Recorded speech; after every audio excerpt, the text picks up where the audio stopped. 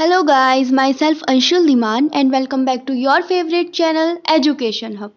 So guys आज की मेरी इस वीडियो में मैं हमारे क्लास 10th के जो स्टूडेंट्स हैं एमपी बोर्ड के स्पेशली उनके लिए ये उनके हिंदी एग्ज़ाम के जो हैं कुछ इम्पॉर्टेंट क्वेश्चंस लेकर आई हूँ। गाइज आई होप ये वीडियो आपके लिए हेल्पफुल रहेगी आपके एग्ज़ाम्स के लिए। ये आपका प्रीवियस ईयर का क्वेश्चन पेपर है और जो है आपको समझ नहीं आ रहा होगा कि आप कौन से क्वेश्चंस किस तरीके से पढ़ें या किस तरीके से तैयारी करें, तो ये एक तरीके से आपका सैम्पल पेपर है। आपके लिए मैं जो है इसमें आपके लिए सभी क्वेश्चन इम्पॉर्टेंट है और आपके जो है जनरल इंस्ट्रक्शंस भी है कि किस तरीके से आपका पेपर आने वाला है। सो ये आपको पता है कि 80 मार्क्स का आपका आएगा, जो टाइमिंग होगी वो आगे होगी आपकी 3 आवर्स की। तो मैं सबसे पहले थोड़े से हम जनरल इंस्ट्रक्शंस देख लेते हैं। ये होंगे आपके जो है सभी क्वेश्चन करने इम्पॉर्टेंट होंगे।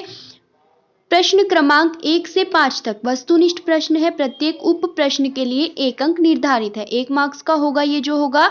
और 6 से 15 तक अति लघु वाले होंगे, उसमें आपके 2 मार्क्स के होंगे वो सभी। और 16 से 19 तक आपके 3 मार्क्स वाले होंगे, जिसमें आपको जो आंसर देना है वो 75 वर्ड्स में देना है, यानी कि 75 शब्दों में।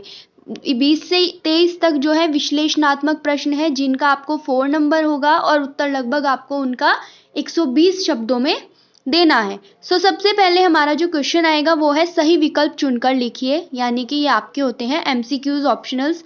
उद्धव ने गोपियों को क्या संदेश दिया? तो आपने चैप्टर भी पढ़ा हुआ है, तो इसका इजीली आंसर है ये है योग साधना का। उद्धव ने जो है गोपियों को योग साधना का संदेश दिया।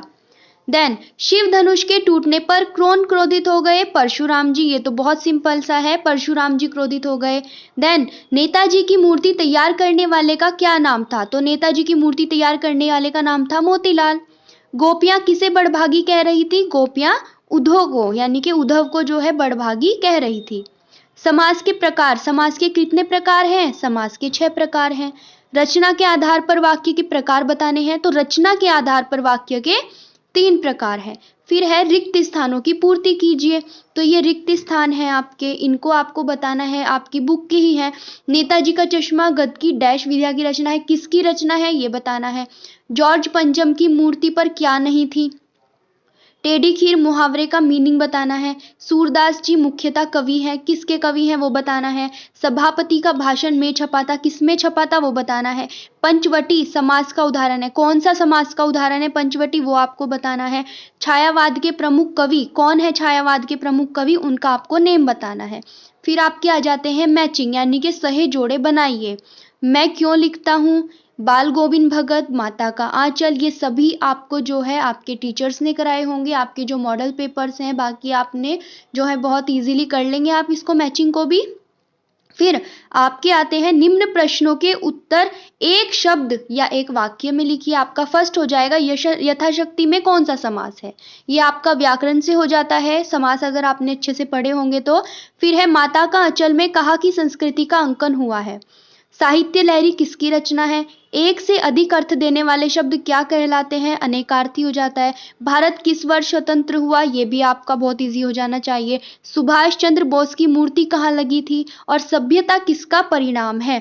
तो इनके आंसर्स भी अब जो है यहाँ पे ही है आपके।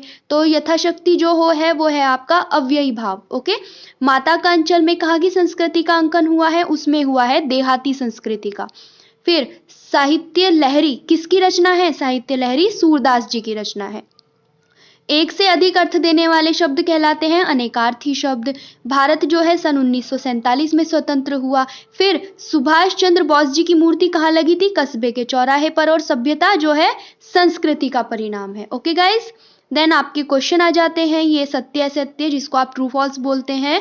बाल गोविंद भगत गृहस्थ नहीं थे, इसका आपका हो जाएगा असत्य। वीर रस का स्थायी भाव क्रोध होता है, ये भी आपका असत्य है। ओके, परशुराम के क्रोध को देखकर लक्ष्मण डर गए, असत्य। चौपाई छंद में 18 मात्राएं होती है, ये भी असत्य। कामायनी आधुनिक काल का श्रेष्ठ महाकाव्य है, यह है सत्य। छायावाद के जनक सुमित्रा नंदन पंत है, ये भी आपका जो है असत्य वाला हो जाएगा। सो गाइज ये हमारे हो जाते हैं। इसके बाद जब हम आते हैं हमारे ये क्वेश्चन आंसर है, इनमें से आपको अथवा यानी कि ऑप्शन दिया गया है। आपका क्वेश्चन नंबर 6 है, लक्ष्मण ने वीर योद्धा की क्या क्या विशेषताएं बताई। या तो आप इसका आंसर कर लीजिए, या फिर गोपियों द्वारा उद्धव को भाग्यवान कहने में क्या व्यंग निहित है, या आप इसका आंसर कीजिए। फिर आपका क्वेश्चन नंबर 7 आ जाएगा, सेनानी ना होते हुए भी चश्मे वाले को लोग कैप्टन क्यों कहते थे। या तो आप इसको आंसर कीजिए, या मर्यादा न लही के माध्यम से कौन सी मर्यादा न रहने की बात की जा रही है। फिर 8th क्वेश्चन है, गोपियों के अनुसार राजा का धर्म क्या होना चाहिए। फिर लक्ष्मण ने वीर योद्धा की क्या क्या विशेषताएं बताई। आपको इनमें से भी किसी एक का आंसर देना है। फिर आपका है, स्मृति को पाथे बनाने से कवि का क्या आशय है। या तो आप इसको आंसर कीजिए, या फिर कवि आत्मकथा लिखने से क्यों बचना चाहते हैं। फिर है आपका क्वेश्चन नंबर 10, परशुराम के क्रोध करने पर राम और लक्ष्मण की जो प्रतिक्रियाएं हुई उनके आधार पर दोनों के स्वभाव की विशेषताएं अपने शब्दों में लिखो। या फिर भगत ने अपने बेटे की मृत्यु पर अपनी भावनाएं किस तरह व्यक्त की, ये आप बताइए। या फिर आपका क्वेश्चन नंबर 11 है, कहानी और उपन्यास में 2 अंतर लिखिए। फिर भक्ति काल की कोई 2 विशेषताएं लिखिए। फिर क्वेश्चन नंबर 12 है, कैप्टन की मृत्यु का समाचार देते हुए पानवाला उदास हो जाता है क्यों। अथवा जॉर्ज पंचम की नाक को पुनः लगाने के लिए मूर्तिकार ने क्या क्या प्रयत्न किए। फिर 13 है, महाकाव्य और खंडकाव्य में अंतर लिखिए। अथवा किन्हीं 2 महाकाव्य के नाम लिखते हुए उनके लेखकों के नाम लिखिए। 14 है, गीतिका छंद की परिभाषा उदाहरण सहित लिखिए। अथवा हरिगीतिका छंद की परिभाषा उदाहरण सहित लिखिए। 15 है, वीर रस की परिभाषा उदाहरण सहित लिखिए। रस की परिभाषा देते हुए रस के प्रकार लिखिए। फिर निबंध शब्द का अर्थ बताते हुए बाबू गुलाब राय के अनुसार निबंध की परिभाषा लिखिए। या फिर रसों के अंगों के नाम लिखिए। ओके, निम्न के समास विग्रह कीजिए तथा समास का नाम बताइए। महानगर, लाभ हानि, राजभवन। या फिर स्थायी भाव एवं संचारी भाव में अंतर लिखिए। 18 है आपका, निम्न में से किसी एक विषय पर संवाद लिखो। इनमें से किसी भी एक टॉपिक पर, या तो आपको लिखना है कंप्यूटर का आविष्कार पर, गणतंत्र दिवस, आतंकवाद, कोरोना वायरस या दीपावली। वैसे ये सभी जो हैं टॉपिक्स मेरे चैनल पे आपको बहुत अच्छे से प्रोवाइड कराए गए हैं, आप सर्च कीजिएगा। या फिर आपका इसमें से या तो आप उसको लिखिए, या फिर निम्न में से किसी एक विषय पर अनुच्छेद लिखना है आपको। स्वच्छ भारत अभियान पर, बेरोजगारी समस्या पर, या फिर पुस्तकालय पर, यह भी प्रोवाइड कराया गया है। फिर आपको एक गद्यांश दिया गया है आप ही की बुक का, उसको आपको अच्छे से पढ़ के आपको आंसर करना है।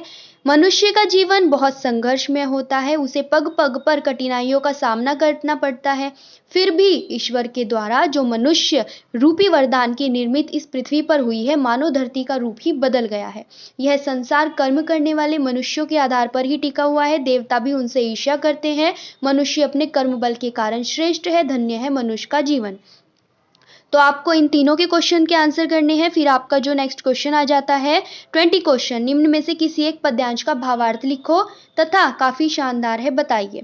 फिर 21 है आपका, सूरदास अथवा जयशंकर प्रसाद का साहित्य परिचय लिखिए। इसमें से या तो किसी भी एक का जीवन परिचय दे दीजिएगा। 22 है आपका, विद्यालय से शुल्क मुक्ति लेने हेतु अपने प्राचार्य को आवेदन पत्र लिखिए कि आपकी फीस माफी के लिए, अथवा अपने प्राचार्य महोदय को बुक बैंक से पूछता की देने के लिए प्रार्थना पत्र लिखिए, अथवा अपने प्राचार्य को साला जोड़ने पर स्थानांतरण प्रमाण पत्र देने हेतु आवेदन पत्र लिखिए। इन तीनों में से आपको जो इजी लगता है, जो आपको आता है, वो आप लिख सकते हैं।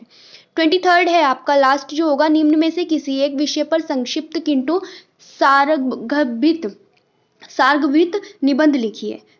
अब निबंध से मेरा चैनल तो है ही रिलेटेड, आपको सभी इंपॉर्टेंट टॉपिक्स प्रोवाइड कराए जाते हैं, तो इनमें भी आई होप ये सभी आपको प्रोवाइड कराए गए हैं।